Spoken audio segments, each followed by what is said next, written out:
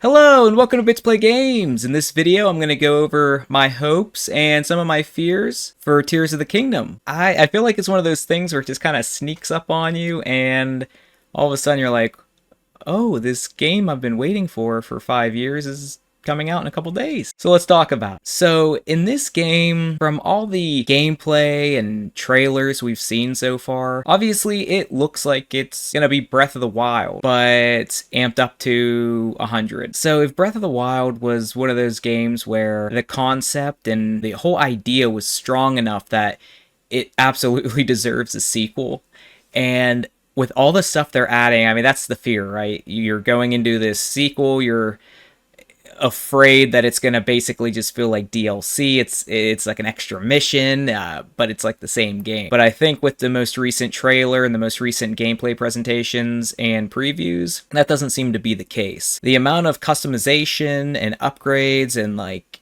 different ways of going about the gameplay in general, it just looks amazing. That was my favorite thing about Breath of the Wild, was figuring out a puzzle in a way that maybe someone else didn't figure it out, and beating a boss a way someone didn't think to beat a boss. And there's just so many different ways, because the world interacts with itself in so many different ways that you can really just tackle the same problem 10, 20, 30 different ways. Like in Breath of the Wild, I fought different bosses, grabbing the crate with the magnesis and having the lightning strike it, but putting it by an enemy. I know that's relatively common, but just that type of thing, but in different ways. So that was my favorite part of Breath of the Wild, and with all these new elements with Fuse and Ultra Hand and all that kind of stuff, and now that you're going to be able to be in the sky, there's just more environmental puzzles, it seems. It seems what I liked from Breath of the Wild is pretty much going to just be on steroids for this game. Now, I guess like one of my fears with the game is the performance. And that was one of my fears with Breath of the Wild when I started playing it, or before it came out.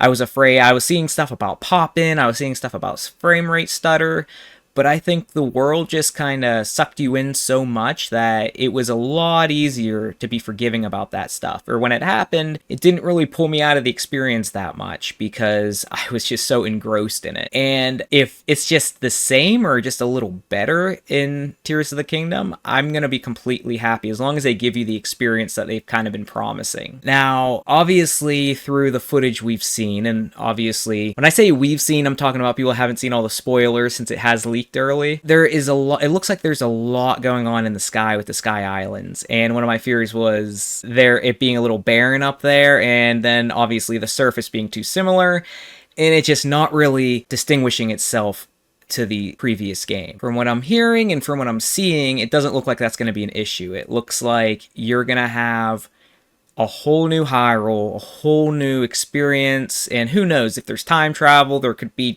variations because of that. But just from looking at the Sky Islands and the differences on Hyrule itself, it's going to be its own game, and there is going to be a lot to explore. I put 170 hours in the first game, so I'm looking to at least put around that much in this game. If you put at least 100 hours in a game, you've got your money's worth, even if it is $70. But I mean, that's another conversation. Now, the gameplay, I recently jumped back to Trial of the Sword to kind of get used to the gameplay, at least the gameplay that is translating over.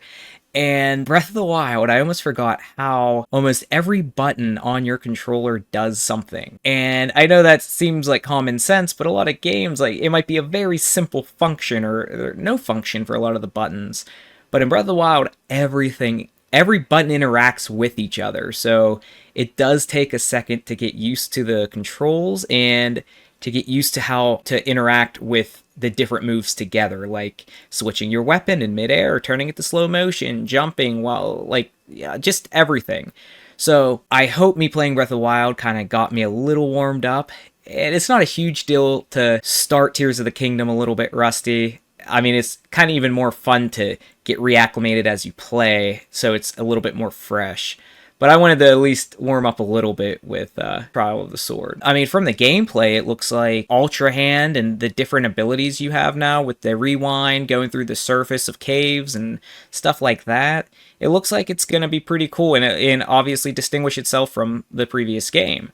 Now, the rewind feature is going to be, I think, one of the most fun abilities to play with, because obviously, when they showed the way to get to the Sky Islands, one of the ways in the gameplay presentation, rewinding a fallen piece of rock from one of the Sky Islands all the way back up, I did not think that that ability was gonna extend that far or, like, you know, be used to that extreme. And that is awesome. I mean, whenever you're thinking about, like, being able to take this rock all the way back up to Sky Islands, there's probably gonna be a lot of different things to play with, especially if it can extend that far, or I guess rewind that far. Now, the ability Ascend to go through the ceiling of a cave or of a structure you're under, that's definitely going to just speed things up, and it kind of worries me that it's going to take you out of the experience of, like, having to climb or find unique ways to get on top of a mountain or get to a different platform. So I am a little worried still about that. I feel like it's not going to be in every situation you can use that, but it still worries me because I'm one of those people. Just think World of Warcraft, when they added that quick queue for finding a party to go into a dungeon. This is kind of an out there example, but when they added that, to me, yes, it was convenient and you could find parties, level up faster, all that kind of stuff. But for me, it took you out of the world a little bit because you're not going, like, organically finding people, talking to them, organically finding a group to do stuff with. In a way, the Ascend thing for me is, like, I'm hoping it doesn't take me out of the experience of, like, trying to organically find a way to climb a mountain or get on top of a structure without running out of stamina. So I'm a little worried about that, but I think there's going to be more good with it than bad. Now, story-wise, I'm hoping for something just better than Breath of the Wild. I do appreciate how they did Breath of the Wild, how they did the little, like, memories that you find, because it was really fitting into the amnesia, and you're going into this world like a baby, basically, just like Link is. Link has no memory of anything, just kind of his maybe muscle memory of how to be, like, being a swordsman, that kind of stuff. And then you're obviously jumping into the game for the first time, not knowing anything. So it really kind of fuses you with the main character. And I do like how they did that. But at the same time, the fact that it's, like, after the calamity, like, it's like 100 years later and kind of everything already happened. Yes, Ganon's, like, actively being sealed by Zelda, but there was kind of a disconnect for me because it's like you were almost playing the aftermath instead of, like, actively in the drama or actively in the tragedy that it's happening. Because it's kind of like, well, Ganon's been sealed for 100 years. It's like, why all of a sudden is he getting loose now? I don't know. A lot of people probably wouldn't agree with that, but to me, it felt like you're playing the aftermath a little. Still, like, my favorite game of all time up to this point, but I hope with Tears of the Kingdom, there's a good flow with the story. There's good pacing. I just hope there's, like, some plot twists and stuff like that, because you didn't really get too much of that in Breath of the Wild. The takeaway of the game was the experience and the stories, and, you know, you got from your own experiences, like, in your gameplay, not really from the plot of the game. So with this game, I'm hoping that, okay, it's like we know what the game's about. It's not going to be this fresh experience when it comes to, like, the core mechanics, but I think with better story, more action, and more build up to the climax, I think is going to make for a better overall experience. But I mean, we'll see what happens. I think from the trailers, I think that's kind of what we're gonna get, hopefully. It seems like with Ganondorf and coming back, and it just the little hints in the, like, with the Master Sword, it seems like maybe there's going to be stuff we remember from Skyward Sword, but we'll see. And one last thing is the dungeons. I hope the dungeons are a little bit more in depth than Breath of the Wild, and I hope they're more traditional, and I hope they're organic to the world. And I guess the Divine Beasts were, but some of the bigger shrines, like, being kind of some of the like the replacement for the dungeons, it's just, like, organic to the world is like, oh, it's underground, okay, but it was a completely different theme when you went down there. I kind of want it to be a little bit more like Elden Ring in that sense, because Elden Ring, everything made sense how it connected. Like, you went into a cave and you kept going, and then you end up outside where you'd expect to, or you go through this cave labyrinth and it ends up being a mine, or you end up in, like, everything made sense in an exciting way with the world. And Breath of the Wild, it's like, okay, let's plug in a whole bunch of shrines everywhere. And then, yeah, the divine beasts were pretty cool because you kind of see them in the distance and you end up being able to go on them.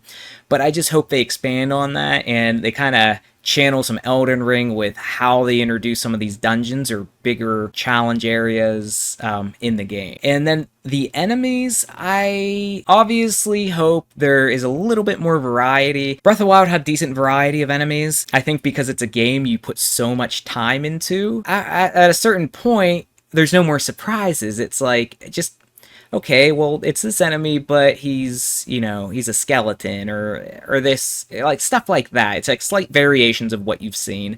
I just hope there's even more variety, because I want to be like 50 hours in and then find something that's a surprise, find a boss or a new enemy that I'm like, oh my gosh, I didn't find this until this point because I explored. I want, like, those are kind of the things that excite me playing a game like this. So enemy-wise, that's kind of what I'm hoping to find. Overall, I mean, it's Nintendo and Zelda. They hardly miss. I think it's gonna be most likely game of the year. I don't know. I'm tempted not to even look at any reviews, and I usually do that. I've been so excited for this game, I just want to jump in. And I'm probably gonna stream this game, so keep an eye out for me going live, because I don't think I'm gonna have the patience of making videos for this, because I'm just gonna want to keep playing and playing and playing. If you feel the same way, or if you disagree or agree with some of the, you know, takes I have on this game and my hopes and fears for it, let me know in the comments below. And if you enjoyed this video, please like and subscribe. I'll see you guys next time, and I'll most likely see some of you on Friday. So until then, bye!